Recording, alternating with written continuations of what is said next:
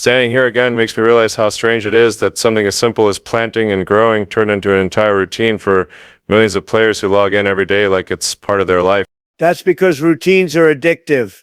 And once players feel like they're part of a loop, they understand. They stop questioning why they're still playing and just keep going. Meanwhile, my players enter a forest where nothing is explained properly, everything feels dangerous, and somehow they still treat survival like it's a badge of honor. Fear and calm are closer than people think, because both give players something predictable to react to. Exactly. Predictability dressed as chaos is what keeps the tension high without anyone realizing what's happening. So you're saying my darkness is just another form of comfort? I'm saying players feel smart when they survive something that looked impossible at first.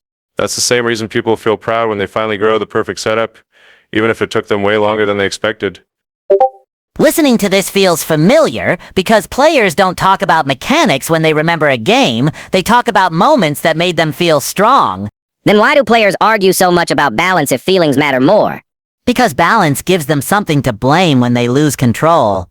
That explains why people defend broken systems like their personal achievements. But why an update can change nothing important and still feel massive. I've seen players survive dozens of nights and still panic on the next one like it's their first time. That panic is part of the experience, and removing it would make the victory feel empty. So confusion isn't a flaw, it's a feature people secretly enjoy. Which means clarity might actually make things worse. That's uncomfortable to admit, but probably true. Players don't want perfection, they want engagement that feels earned. And sometimes earned just means repeated enough. It's funny how we all build completely different worlds, yet players jump between them without thinking twice. Like they're searching for the same feeling in different skins.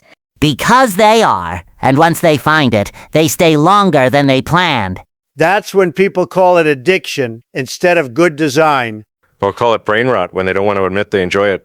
The white lobby always feels quiet, but conversations like this make it feel heavy. Heavy because it reminds us that control isn't really ours. Yeah, the players decide what survives, not us. And somehow that makes all of this more interesting. And more uncomfortable at the same time. Which is probably why we keep ending up here.